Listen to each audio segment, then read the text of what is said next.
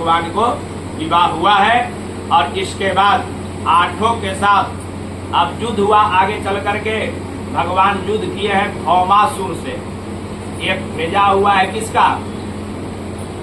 आपके जरासंध का।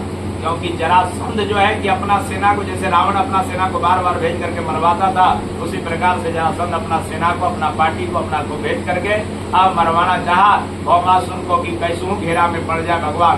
तो 17 जीत के बाद भगवान ने भौमासुर से युद्ध किया। और भौमासुर के बाद युद्ध जब किए तो उसके पास 16,100 लड़कियां थी। जब पकड़ करके मैंने लूट करके लाया था, अब वो बंद करके 7 तह के अंदर रखा था, 7 को घेरा रखा था रक्षक। कहीं पानी से, कहीं आग से, कहीं कटीला झाड़ी से, कहीं कटौआ से, कहीं आदमी से, ऐसे करके उस 7 तह में लड़की को रखा था। भौमासुर के पास जब भगवान पहुंचे बड़े छल कपट से किसी तरह से, तो भौमासुर को वहां वही महल में वध किया। और वध करने के बाद कन्या को 16,108 कन्याओं को कहा कि अपने अपने पिता के घर जाओ, कहे महाराज ये हमारा इज्जत लूट लिया है, ये हमारा दुष्कर्म किया है, हम कहाँ जाए, किसके पास जाए, हमको कोई रखेगा नहीं। भगवान ने 16,100 कन्या को अपना लिया, प्राण दंड से बचाया और उनको अपना लिया। तो भगवान कन्हैया का 16,108 रानी से विवाह हुआ है। और वह 108 रानी में विवाह हुआ तो परीक्षण हुआ कि कौन रानी हमको मानती है कि नहीं मानती है। अब 16,100 इसमें राधिका रानी नहीं है ना, राधिका रानी इसमें नहीं है 16,108 में। सब कुछ हुआ। भगवान एक दिन नारद जी को बुलाए और नारद जी से परीक्षा करवाए कि देखो इसमें 16,108 में हमारे कौन है। नारद जी कहे महाराज इतना रखे हो तो एकाध को हमको भी दे दो, हम बाल ब्रह्मचारी घूमते, हमको कोई नहीं है, एकाध को दे दो। कहे देख लो, आपको जो पसंद है ले लेना, लेकिन पहले परीक्षण करो कि हमारा है कि नहीं, है ना। पहले परीक्षा तो करो कि हमारा इसमें 16,108 में एक आधो को हमारा है। पहले हमारा तो बने तब न तुम ले गए। परीक्षा हुआ। भगवान एक दिन बीमार पड़ गए, है ना। परीक्षा में बीमार जब पड़े, नारद जी को कहे कि भाई देखो पता लगाओ। तो आशा ही बताइए कि अच्छा हम परीक्षा कैसे लें। कैसे कहें कि जा करके कि भगवान को तुम क्या करोगे, कैसे आशीर्वाद लोगे।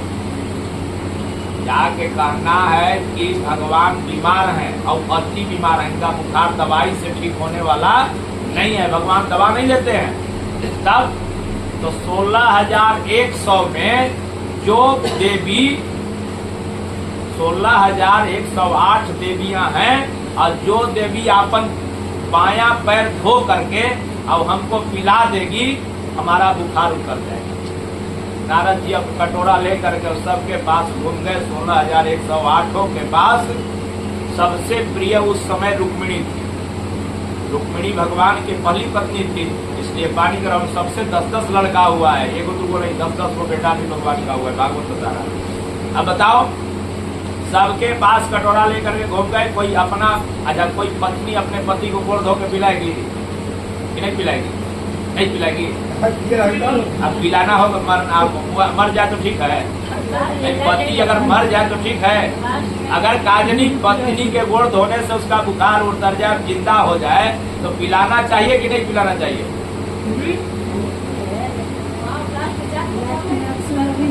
ऑप्शन है, कोई नहीं कहा। रुक्मिणी भी कही कि हम भगवान को अपने समर्पण कर सकते हैं, अपने आप को उन पर हम निछावर कर सकते हैं, लेकिन हम चरण धोकर उनको नहीं पिला सकते। रुक्मिणी फेल कर गई तो भगवान कहे कि देख लो 16,108 में से कोई हमारा नहीं है। जो हमारे शरीर से नहीं प्रेम है, जीवन से प्रेम नहीं है, उससे हम प्रेम लगा के क्या करेंगे। अब इसमें से कौन ले जाओगे? आप ले जाओ, है ना। तब भगवान नारद जी को कहे कि जाके राधिका रानी विभांडक वन में रहती है, राजा वृषभान की लली है, उससे जाके कहो कि भगवान कन्हैया बीमार हैं और वो तुम्हारे चरण धोआ के पानी मांग रहे हैं, वो चरणामृत तुम्हारे पिएंगे और ठीक हो जाए, है ना। नारद जी गए और राधिका रानी से जाकर के विभांडक वन में कहे कि तुम्हारे प्रेमी जो है कन्हैया याद कर रहे हैं और कह रहे कि चरण धो के हमको पानी चरणामृत देगी, हम जिंदा हो जाएंगे, नहीं तो अगर मरना चाहते हैं वो स्मरणासन पर बैठ गए हैं। भगवान की लीला, राधा वहां से विभांडक वन से दौड़ती हुई आ गई द्वारिका और आ करके कही कि महाराज आपके जीवन है तब हम हैं, आप ही नहीं रहिएगा तो हमारी क्या अस्तित्व है। बस तुरंत अपना पैर धो करके भगवान को भर कटोरा पूरा और भगवान कहे, इसीलिए भगवान राधिका से ज्यादा प्रेम करते हैं। सब जगह राधा रानी की जय होता है, बात बाकी किसी से कोई प्रेम नहीं। बोलिए राधा रानी की जय, भागवत महापुराण की जय, श्री सुखदेव जी महाराज की जय। नारायण नारायण नारायण।